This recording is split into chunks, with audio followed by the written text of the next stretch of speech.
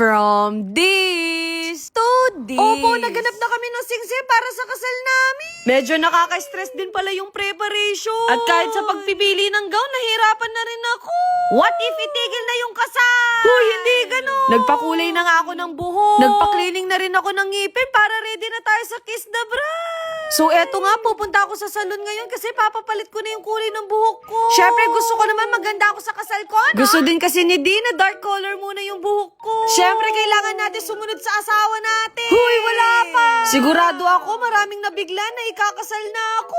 At kahit saan nga ako pumunta, kino-congrats na kami. Opo, kahit si Bunso ay nagpakulay na rin. Alam niyo naman yan, ayaw magpakabog, no? At eto nga, binalik ko na yung dati kong kulay. Kapag talaga natapos yung kasal, papapink ko talaga yan. Pinatrim ko na din yung buhok ko para mawala na yung mga split ends. Ewan ko na lang talaga kung hindi pa lalo mai-inlove sa akin si Dee. At eto na nga yung finish look. I-rate nyo na lang siguro kung bagay ko ba tong bagong look natin. Kaya kinabukasan, nagayos ako kasi aalis kami ni Dee. Magpa-pamper kasi kami ni Dee para sa preparation ng kasal. Kaya habang iniintay ko yung sundo ko, nagkwentuhan muna kami nila mama at papa. Nako, kung alam nyo lang, botong-boto sila kay Chawot, no? Eto nga yung favorite na ginagawa namin, yung nagkakantahan kami.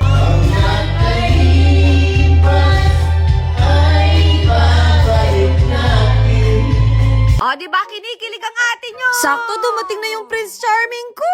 Gusto ko nga pagalitan kasi late na naman siya. Feeling ko talaga, ito talaga yung lagi namin pag-aawayan. Sabi ni mama, ilang buwan lang daw siya nawala pero ang dami nang nangyari. Basta sabi ng nanay ko, wag namin pabayaan yung trabaho namin. Tutulungan ko nga si Dee na magpagupit ngayon. Sabi ko kasi sa kanya, mas bagay niya yung maikli yung buhok. At buti na lang sinusunod niya yung mga gusto ko, no? Kaya dapat kapag pera niya, pera ko. Huy, pala desisyon ka. Ako na nga yung pumili ng hairstyle niya para maiba naman. Hindi talaga ako sanay maghintay pero nung nakilala ko tong lalaking to, nasanay na ako. Basta ang masasabi ko, ang gwapo ng asawa ko ngayon. Naalala ko nung unang kita namin, nagustuhan niya ako dahil napakahinin at demure ko. Pero hindi niya inakala na napakakalog ko pala. Ngayon, nandito naman tayo sa Lilian ko. Opo, dito na tayo maghahanap ng wedding ring. Sabi ko kay Chawot, kahit hindi na ganun kamahal. Kasi sabi ko, pakyawin niya lahat yan.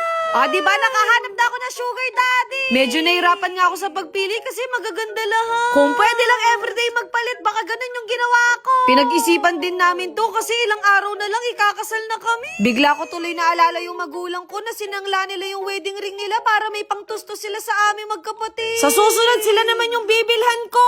At finally, nakahanap na kami ng wedding ring namin. Nalulula nga ako sa sobrang mahal. Si sugar daddy na siguro yung bahala dyan, no? Ipapa-engrave din namin yung sing-sing para siguradong sa amin talaga.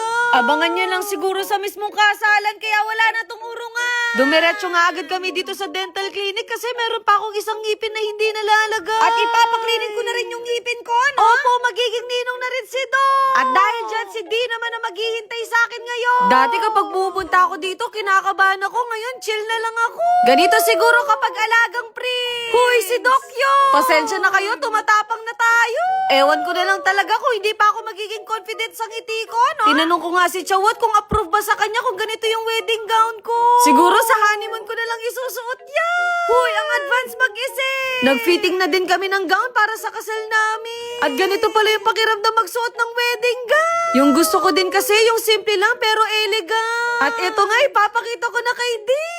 Hindi man halatang nagustuhan niya yung gown ko, no? Isipin nyo, kahapon magkaibigan na kami, tapos ngayon ikakasal na kami. Sa kasal ko na siguro ikukwento bakit napunta kami sa ganito. Pagkatapos nga, nag-meeting kami ng mga supplier. Garden wedding nga yung napili namin at sana talaga maganda yung kalalabasan. Halos kumpleto na lahat, kasalan na lang talaga ang kulang. Ayun lang.